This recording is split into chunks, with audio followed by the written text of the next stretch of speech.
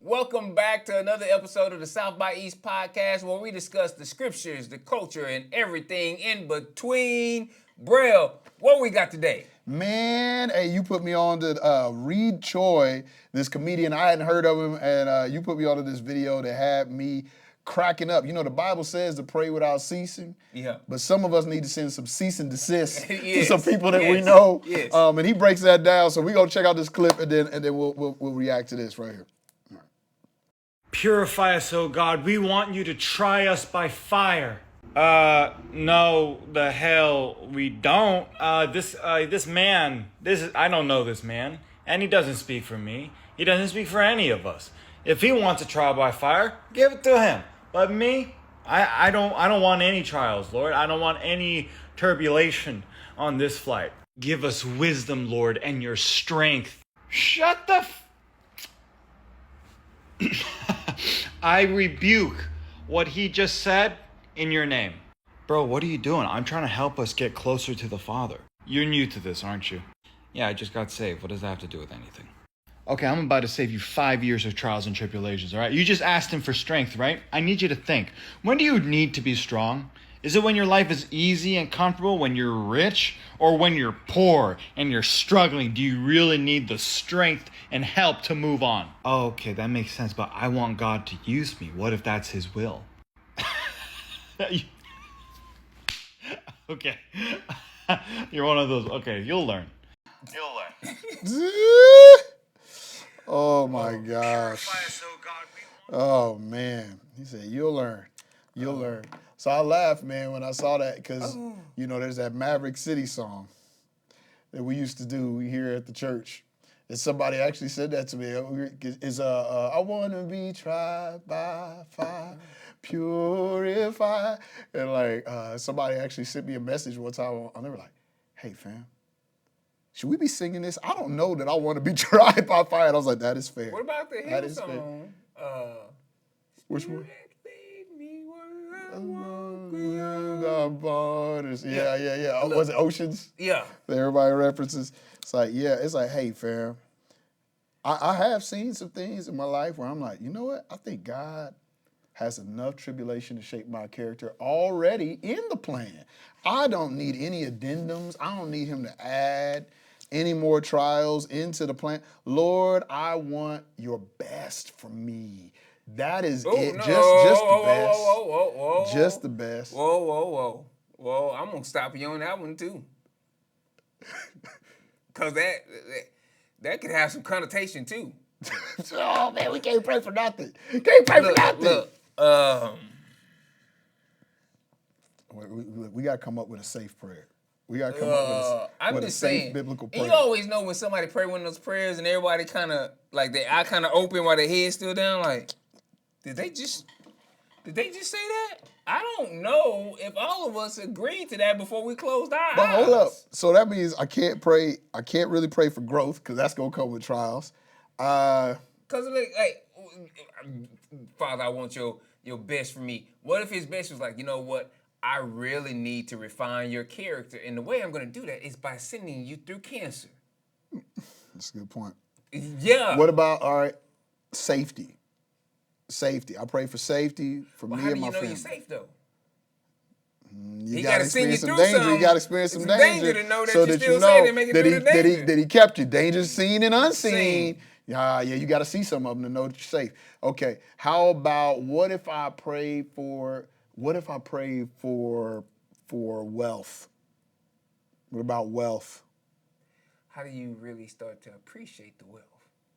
Have you ever seen the Eddie Murphy movie? What was that? Trading Places back in the day. I know that I don't know if I watched it. Yeah. Look, I'm thankful, God, for whatever you did yesterday. Gotta fix. Okay. Listen, what we need to do is we need to get into ChatGPT and just go, ChatGPT, I need a prayer that will not get me hit with that's like the genie trick. That's the genie. That's the, hey, I want you to make me rich. Like, yes, I'm gonna send you through all sorts. That's the genie where you pray for something. And it's the evil genie. Where they don't really give you what you want. I feel like we hitting that territory. We hit that. God is good. Now listen, I don't want y'all to think I'm saying something I'm not saying. God is so good. His plans are always perfect, and they always work out. I also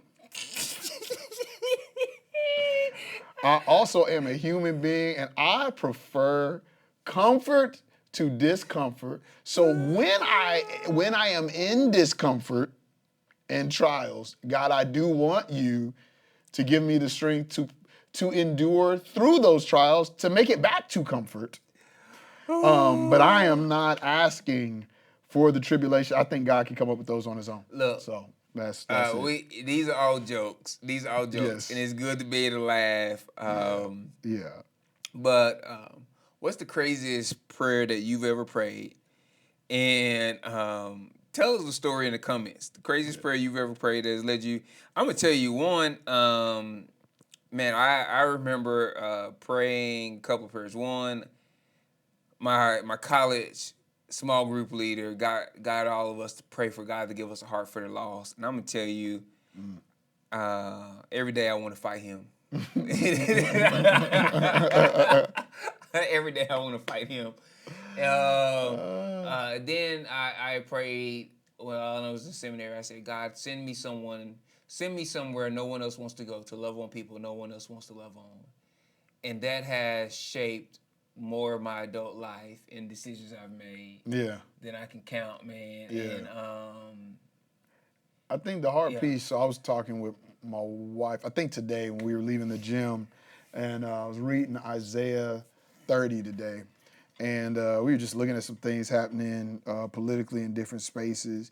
And I was like, man, wanting God's heart is pretty much not wanting your own heart as a human being. And so it's like, if you look at how God dealt with Israel, I was like, which part of the reckoning and justice will you actually be validated in? Like, if God reckons your country, your community by bringing punishment on people for all the evil you've done, that's gonna suck. Even if you're the one doing the right thing, that's gonna suck for you. If God says, you know what, I'm gonna bring you back to me by blessing you despite your sin, that's gonna suck, because then all the dumb people are gonna keep doing the dumb stuff.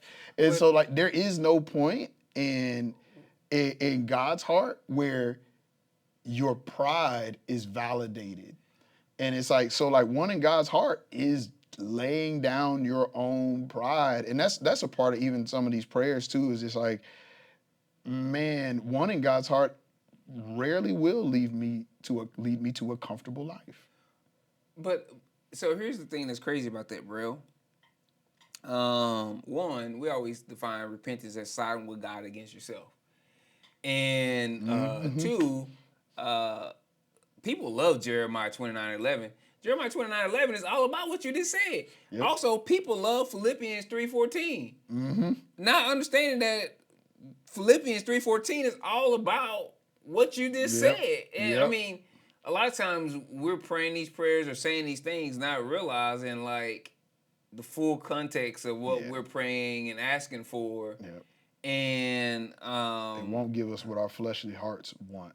And it's like, you know what? Like we want those things, but we don't realize the route. Yeah. That's the deal. I saw this study here recently that said, like, they did this whole study that your success most often comes through not Herculean burst of energy, but consistent commitment and dedication to some discipline. No. And it was just like one of those deals, like, most of us as kids had dreams of something. Man, my kids, I laugh because there's not anything they see on TV that they don't think, oh, that person is all right. They'll see Messi play soccer or Ronaldo, they'll be like, they're all right, but I could beat them. And I'm looking, I'm like, okay. They see musicians and they just think, like, I'm serious. We bought them instruments, and The first day we got them instruments, they went into a room. They were like, "We're about to go write a song. We'll be right back." And, We'll be right back. and I'm like, Okay. in their mind, like my daughter, like we went to see a Broadway musical, and I was like, and she has interest in dance. I was like, "What'd you think?" She's like, "They all right. I could do better than if it was me. I could do better than them." And I was just like, part of me as a parent is like,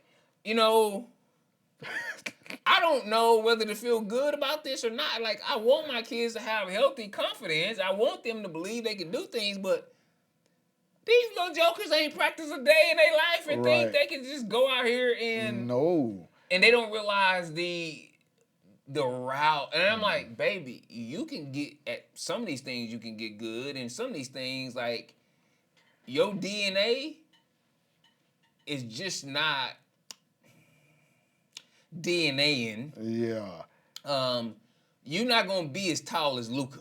Right. It's just Okay. I always tell people, I'm like, man, you can do whatever you want to do to an adequate level. And it's just there's a difference. Like, you're gonna have to run through this equation of time, talent, and resources. Now, if you have more resources and more time, you don't need quite as much talent. That don't mean you're gonna reach the top, but you may be able to learn how to do the thing at an adequate level. There's two men that I know that could play all 5 positions in the NBA history.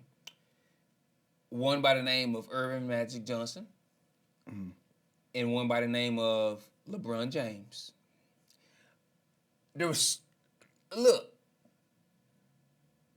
Their body makeup made it to where they can do that. Right. You can practice all you want, Brail. I know. You're not gonna be able to play center in the NBA. No, I won't. I'm just saying, like, there's just some. And that's why I said adequate. The NBA is the top level of the world. That's not adequate. Well, and I think some people. What's an adequate player in the NBA? You gotta still in the NBA. They're still adequate and inadequate. Yes, but it's still at the top level. But there's also, I was looking at this post. There's an artist named Nick D. I'm in this music accelerator class right now. So part of my homework was I had to look up artists that I wanted to, where I wanted to study their business plans and leverage different things that they're doing for my own business. And Nick D was one of those I pulled up, and he had this post where he's talking about, he's like, man, he's like, there's a lot of people that are incredibly talented, but they won't find success in this business because they're not willing to fail. He's like, man, sometimes you got to make a post to nobody. You got to post your song to nobody for 2-3 years. You're not willing to fail 1 time, 10 times, to look stupid 100 times, to look stupid 200 times. He's like, but sometimes that is what it actually takes to break through. And the people that you see break through, you only ever see the tip of the iceberg. And underneath that iceberg of success is a mountainous wall of failures. Let me tell you something. So I have a preaching style. There was a way I came about discovering my preaching style.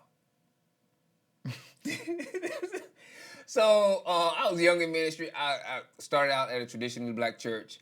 And if you know anything about most traditional black churches, man, you just have some extremely talented speakers. Yeah. So there's guys like E.K. Bailey and Dr. Tony Evans and Frank Ray and some of those guys. And I remember going to a preaching conference early on in ministry, man, and they were trying to teach all of us how to close in the traditional African-American close style. And so they like, man, you just gotta try it. And shout out to one of my boys, Maceo Smelly, because that joker can close. Yeah. That little joker can close, man. Sound with the word and can put gravy on it and bring it home. And he was like, I was rooming with him. He's like, you gotta try it. So I was like, okay, my first sermon back from the conference, I tried, and I looked like a fool. And I was like, you know what? That's not my style. Not it. But there was something I learned about some of those great speakers. There were some elements I was like, I like this and these things that they do, and I can do that. And I adapted those different things to make up my own style, and I became adequate at what my gifting can That do. area. Yeah.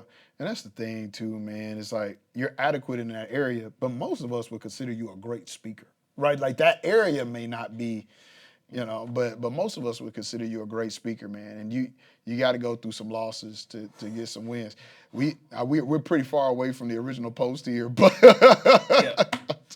but let us know what y'all think in the comments. Craziest prayers that you said, but also I want craziest prayers you've heard, because some of us have heard some of us have heard some ones where we were like, Jesus, no, don't do that. Don't actually do that. Like I've heard some of those. So we want to hear those, man. Continue to comment, like, subscribe, follow us on all your favorite podcast spots, and we'll see you next week In the intersection.